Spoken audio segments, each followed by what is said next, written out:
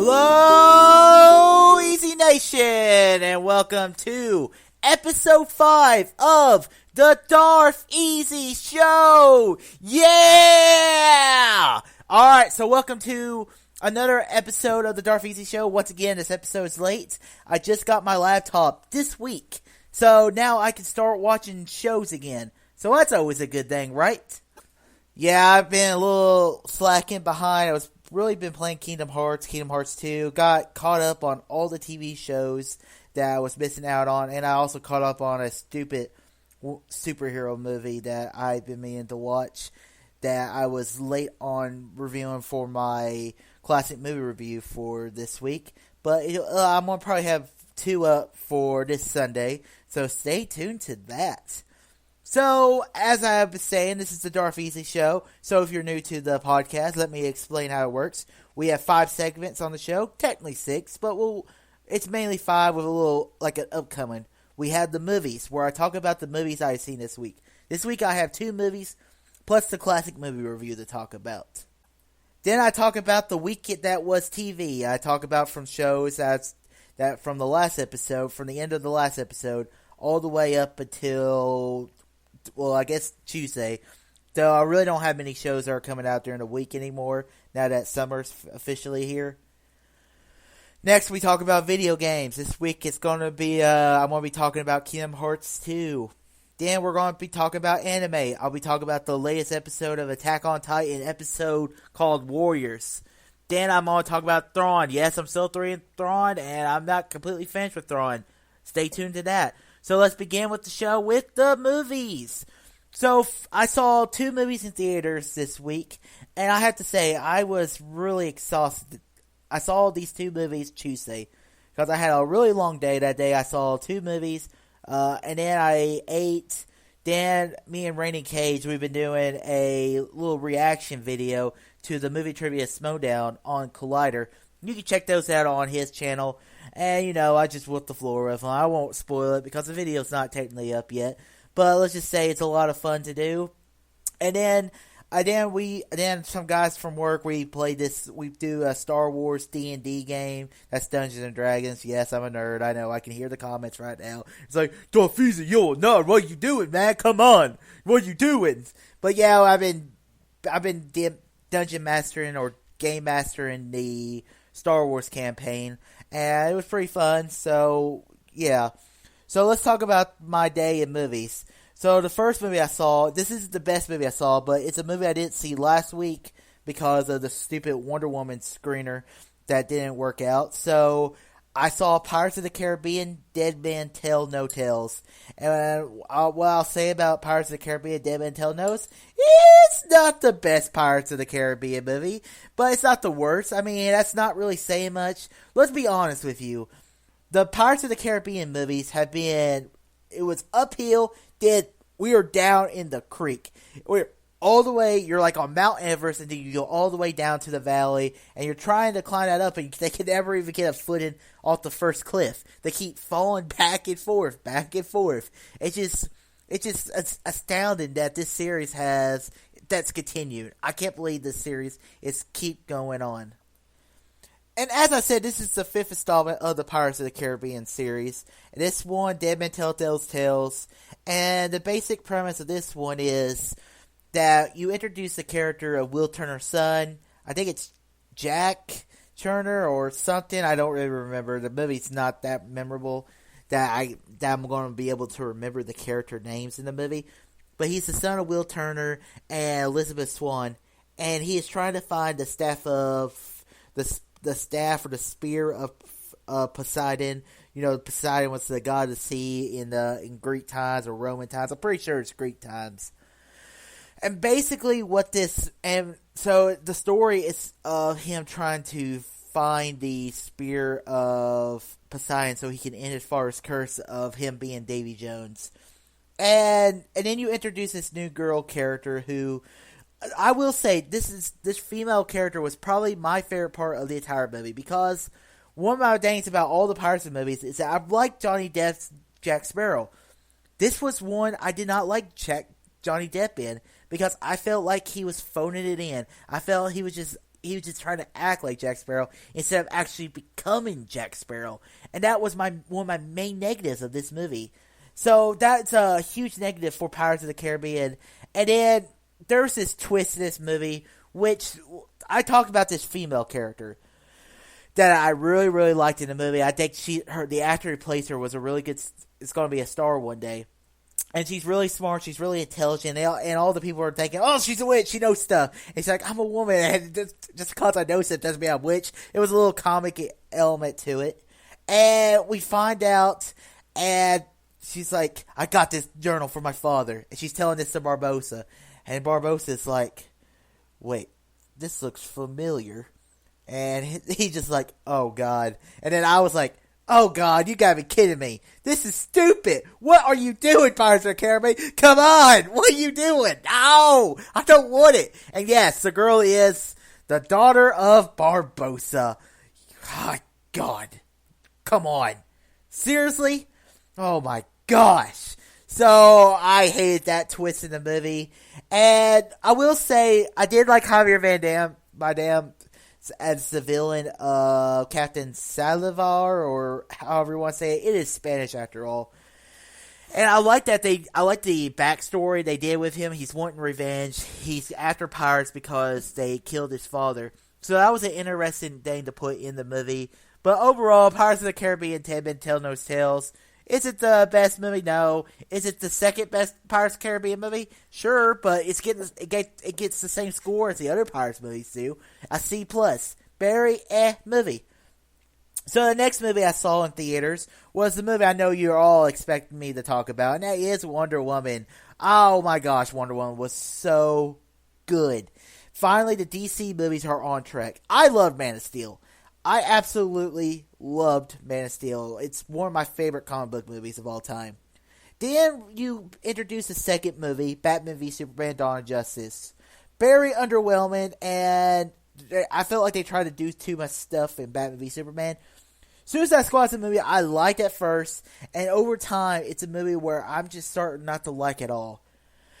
And Wonder Woman is a movie which it had a lot of hopes on it. For one thing, it has the hopes of DC. It's like, come on, DC's like, come on, we gotta make a good movie. We gotta make a good movie. And then you add that we haven't had a female-led superhero movie since what? Catwoman? We've had female superheroes. I mean, you have Black Widow, and then Captain Marvel's coming out in a couple years. But Wonder Woman's kind of trying to set this standard of good comic book movies. And I will say, Wonder Woman was freaking amazing. It was such a great movie to see in theaters. Such a fun movie. One of the things I really liked about the movie was you have this character who she's very naive of the world. She's lived on this island her entire life. And she is basically left in the dark, and she knows if she basically wants to go out there and make a difference in the world. Has a very Richard Donner Superman elements, and you do very much see that in the scene in the alleyway in the movie. You're like that's a very Richard Donner Superman moment right there. So I really liked the movie. I really love the action in the movie. The action was shot really well. Some people have been complaining about the slow-mo action, and I actually kind of liked the movie because the way I was looking at it was you're seeing things from her point of view. She's like, why am I moving so fast or something like that? And so I like that element of the movie. One thing that I've been hearing about the movie is the villains. And you had three villains in this movie. You had a general, I forget what his name is. You have another character called Dr. Poison. And then Ares, the god of war. And one thing I really liked about the main villain, Ares, because I watched an animated movie of Wonder Woman a long time ago. And I really liked it, and Ares was the main villain. And the whole point of Ares is he's kind of like Satan in a sense. He puts these ideas in people's minds to set the other people against each other. He's manipulating humanity, and that's what he's doing in the movie. He's manipulating the two villains that you think might be Ares, and then Ares is really the guy who played Professor Lupin in Harry Potter and the Prisoner of Azkaban movie. That, I mean, I really like the actor. I was like, ooh, he's in this movie. I forgot about that. And then you find out he's Ares. I was like, that's a pretty cool twist. I didn't see that coming. And the action, some people are complaining about the final set piece being really too CGI. But I really, really enjoyed the CGI of the movie. And I really enjoy Wonder Woman. It's one of my favorite movies of the year so far. It's a great comic book movie. I absolutely love Wonder Woman. And Gal Gadot, I was worried about her acting, and I have to say she did a pretty good job. So you can check out my review of Wonder Woman. It should be up Friday or Saturday, and you can see more there. So now it's time to talk about the classic movie review of the week. So in the beginning of January, I reviewed my first classic movie review of the year was Spider-Man. In March, I reviewed Spider-Man 2. And now it's time for the dreaded Spider-Man 3. All for preparing to review Spider-Man Homecoming. And I always said Spider-Man 3 sucks. And I have to say, I stand by that comments. But there are parts of the movie I did enjoy. I think the movie is okay until you get to the moment where he gets the black spider suit. And then so much stuff is so stupid in this movie. Like, for one thing, let's talk about Harry Osborn's character. Harry was he was a dick in the second Spider-Man movie. In the third one, he loses his memory after trying to kill Peter.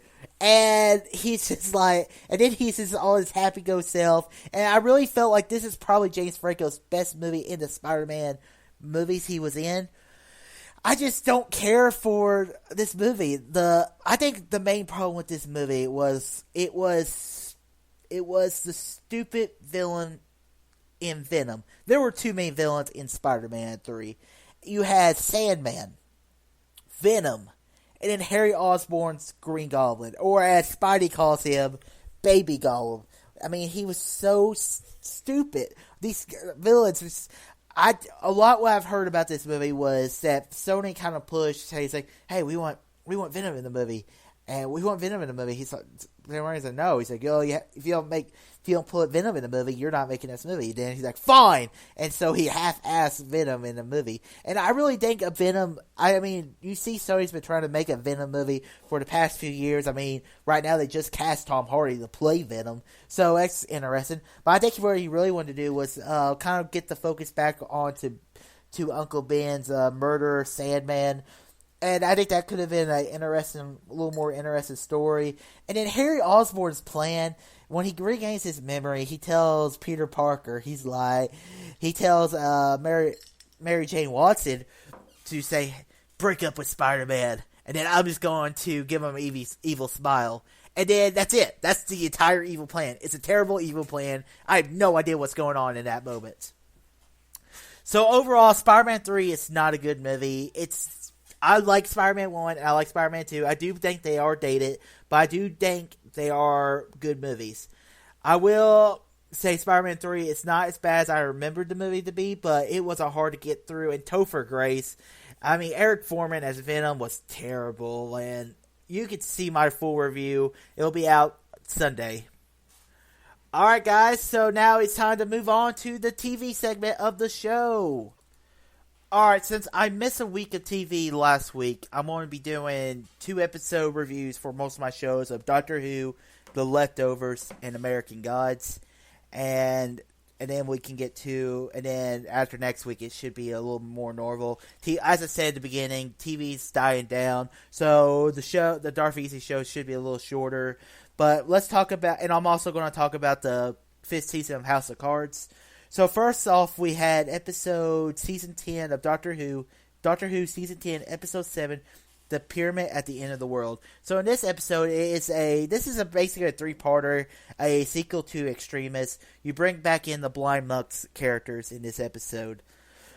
And basically what happens in this episode is a pyramid shows up at the end of the world, and it's saying humanity needs us. If you don't get our help, then it's over for humanity. So, and basically something's about to end the world, and they all think World War III because you have the Russians, you have either the U.S. or British, and you have China, and all three are trying to work together to get this working. Doesn't work. Doctor figures out how to defeat it, but he's still blind. And to get out of the room, he has to open the door, and he can't see. He's blind. So that was, and so Bill makes a deal with the monks to restore the Doctor's sight, and now the monks have the world. We'll see how it costs them in next week's episode. Oh wait, I've already seen next week's episode, called Season 10, Episode 8, The Lie of the Land. So, one thing I really liked, I think this episode was very self-aware of what's going on in our world right now with the stupid Donald Trump thing.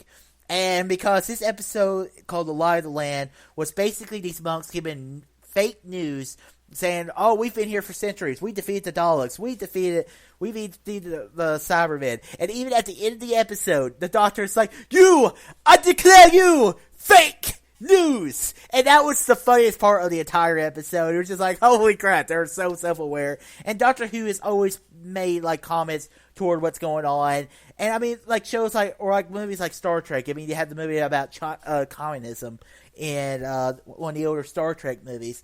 And Doctor Who kind of does this, too. It was a very good episode. I'm really liking this season. There's only about 4 more episodes left till the season finale, and really only 5 more episodes of Peter Capaldi's Doctor. I know some people are really cheering, but I'm starting to turn around on this Doctor. So, the next episodes we have to talk about is The Leftovers. So, as I said, 2 episodes to talk about of The Leftovers. The first episode, Season 3, Episode 7, The Most Powerful Man in the World. And this episode is basically, they're sending Kevin back into the afterlife hotel world to find this guy who has a song that Kevin Sr. thinks that the world will end. And it has some very good moments. You bring in Patty back into it, and you kind of see this, he's playing like twins. It was very cool. But the overall element to this episode was really when he wakes up, and it's the next day after the 7-year anniversary of the Rapture, and the world's still here. And that's one thing I really found fascinating about the episode was what happens when everyone is expecting an apocalypse, and then everyone wakes up. It was such a fascinating idea to do in this season, in this episode. I really, really liked the episode, and bravo to The Leftovers for doing it. And now it's time to talk about the very excellent season finale, Season 3, Episode 8, The Book of Nora. What a season finale, series finale of a great show. And what I love about The Leftovers was this show is made by Matt Lindelof, who made Lost, who is one of the many executive producers on Lost, but he was one of the main showrunners for most of the show. And The Book of Nora and The Leftovers was a show where you're given all these questions in season 1. In Lost fashion, you're like, I don't think we're ever going to get answers, so I don't know if I want to watch this show. And so this episode, we got some answers, but we got some questions. But, I'm satisfied where we are. We don't find out why this actually happened. I don't think that's what the show is about. The show is mostly about family. And the episode was you have an older Nora, and you're thinking, what kind of world is this? We found out a few episodes prior that Nora was going to go to the world where the other humans, where the ones who were sent to the other, who were taken away. So it was very, very interesting. But then we find out that Kevin Garvey is in the show, and he has no memory, but he's really was just playing it out because he was trying to see Nora again. He wanted to talk to her because he loved her. He still loved her, and he'd been looking for her every year. It was such a sad story for Kevin because he's like, every week, every vacation, I take 2 weeks. I go to Australia. People tell me I'm crazy, and I finally found you. And he was so happy. And then Nora tells what happened about what happened when she went to the other world. And when she went to the other world, it was you find out she meets these people in a cabin in this second world, and she's talking to a man. He was like 7 years ago. my wife disappeared, and I was sitting in the chair by myself. And the thing about it was basically what he was saying was in our world, 2% of the population disappeared, but in their world, 98% of the population just disappeared. And then she had to find her way back home. And basically the way she was telling it was, she's like, it took me a while to get home. It's like, it's not like that this world didn't have planes. It's just that they didn't have the pilots to pilot those planes. And you have to think, 98% of the population and only 2% was on this new Earth. And you're just like, what the heck is going on? And Nora, she finds her family, and she just realized, I don't belong here. I need to go back. And she gets her way back, and that's her story. And it's such a satisfying finale, and this was such a good finale to a great show. If you have not watched Leftovers, go watch Leftovers. What are you doing? Go watch Leftovers. It's such a good show. And that's why I just really, really loved the episode.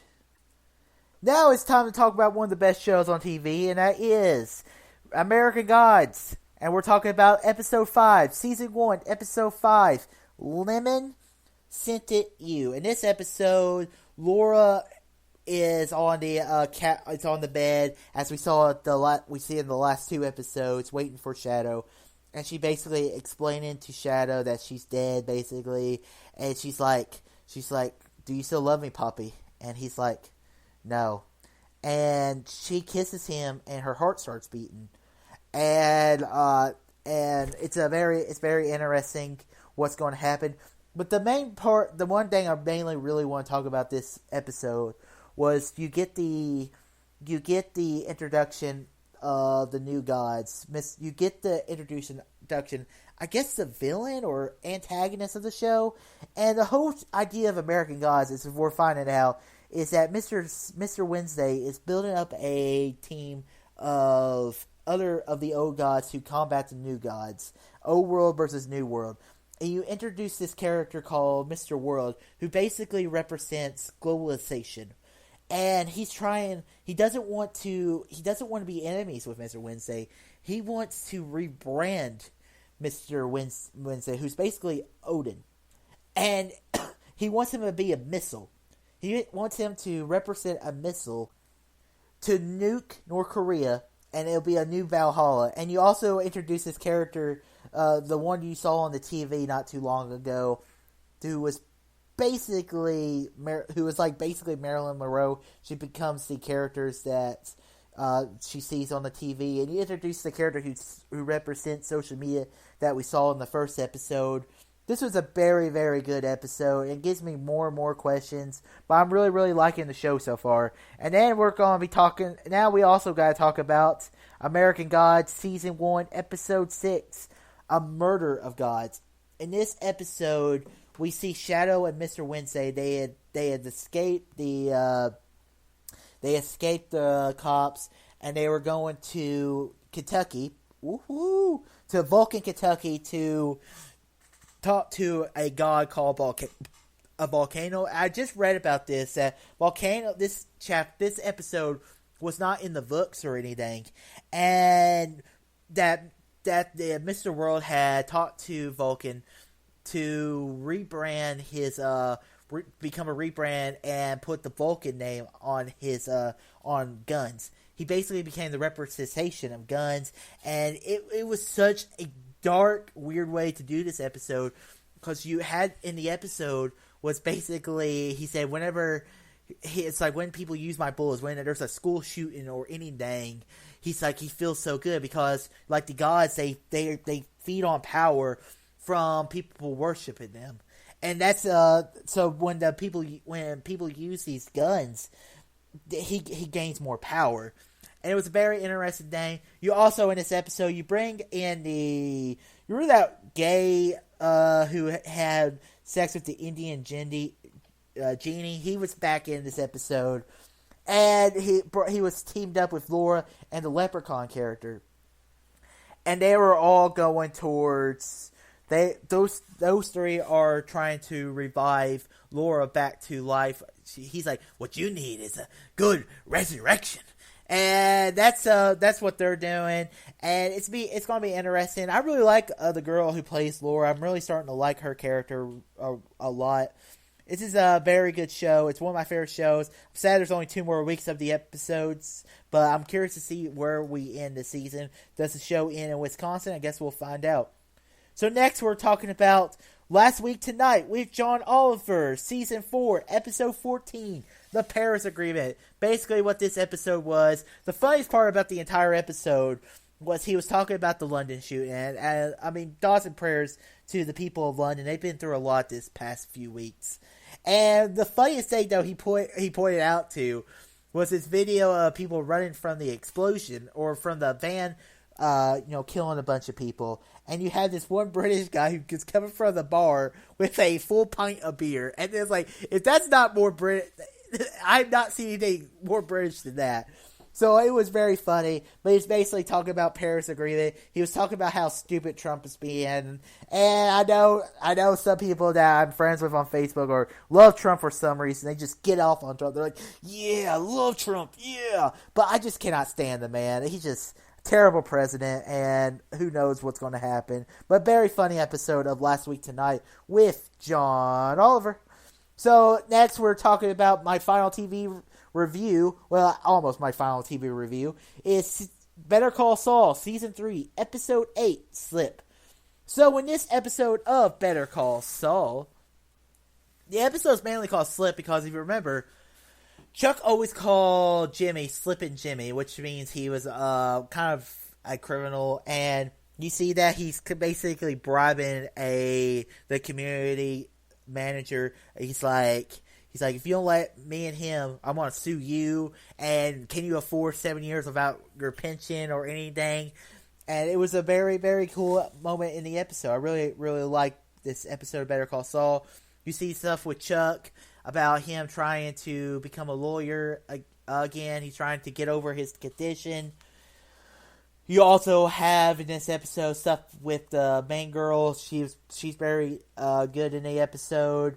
Overall, Better Call Saul is a good show. Also, the thing to talk about, you see Hector, he's changing the he's basically taking the pills that he got from Mike and Mike's associate, filling the fake pills with ibuprofen instead of what Hector's medicine going to be. And it was like, I was like, because you have to realize that we've seen Breaking Bad, so we know how this show ends. We know how Hector dies. We don't know we don't know Nacho's fate, but it was so interesting just to see because we know Hector ends up in that chair, and it was such a cool moment. And I really, really liked this episode of Better Call Saul. And now it's time to talk about the 5th season of House of Cards.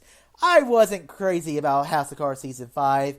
There were moments of the episodes of the season I really, really liked. But overall, I felt like I think the main negative of House of Cards Season 5 was how much longer can I really care about characters that are so freaking evil. And I don't know how much I'm going to like a Claire Underwood presidency show over Frank Underwood. Because Frank Underwood is just awesome. And you did realize that Claire could talk to the audience like Frank's been doing since the beginning of the show. But overall, I was not crazy about this season of House of Cards. I liked it. It's just not my favorite season. My review should be up Friday of House of Cards Season 5. And I mean, that's really all I can really say about House of Cards. I mean, it's a good show. I think it was missing the supporting characters of Jackie Sharp, and it was missing the character of Remy Dan. I mean, Remy Dan, he was a little, Mashi Ali was a little busy winning an Oscar, so you can't really blame him for that. So overall, great season of House of Cards, but not my favorite season. So now we're moving on to the video game segment of the show. So last week I talked about the first Kingdom Hearts, and this week I'm talking about Kingdom Hearts 2. I love Kingdom Hearts 2. Kingdom Hearts 2 is probably one of my favorite video games of all time. And I will say it was so good. So, it's so good. I'm not done playing the game yet. And I am, right now, I've just beat I just did Pirates of the Caribbean World the second time. And one thing I love about Pirates of the Caribbean, Kingdom Hearts 2 is just the gameplay. The gameplay is just so much fun. It's just one of those games you just have a lot of fun. You use the forms to just become an ultimate badass. And I absolutely love Kingdom Hearts 2. I'll talk more about it next week. And now let's move on to the anime segment of the show. I believe this is episode 6 called Warriors. Don't quote me on the episodes numbered. So, I love Attack on Titan. It's a very good anime. It's a show I've been watching week to week. Mainly, I like binging shows, but I also want to give reviews to you, the viewers of Easy Nation, to talk about what's coming up of Attack on Titan. So, Attack on Titan, this episode, we find out that more of the crew of the scouts that we've known since the beginning are Titans. And you're just like, what the heck? And then there's so many things going on, like they're spying on things, and you just have this cool explanation, and I'm really curious to see. You found out the one character is, I don't know the character names, I'm so sorry about that. But you find out one character is the Colossal Titan that destroyed the wall after they finished their training and they decided to become scouts. You see the Colossal Titan getting ready to punch the wall out. And you're like, it's like, who's that? And it's like, that guy's pretty menacing. And then you realize, and now we realize, oh, that's him. That's cool. That's really cool.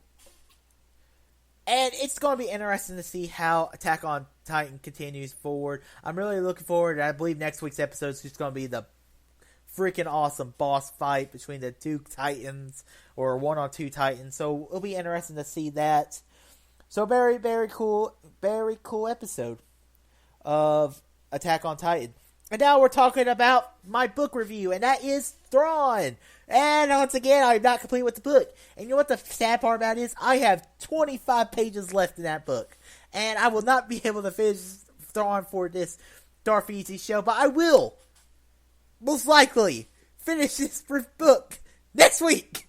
But in this episode, Thrawn is, in this, my little update, Thrawn's an admiral, and he's facing off against Night Spawn, a character who's very smart, just like Thrawn. And one day I was reading was that Night Spawn had realized that a bunch of the mining things they've been dealing with in Thrawn, most of their mining had been sent to other places, to one main center.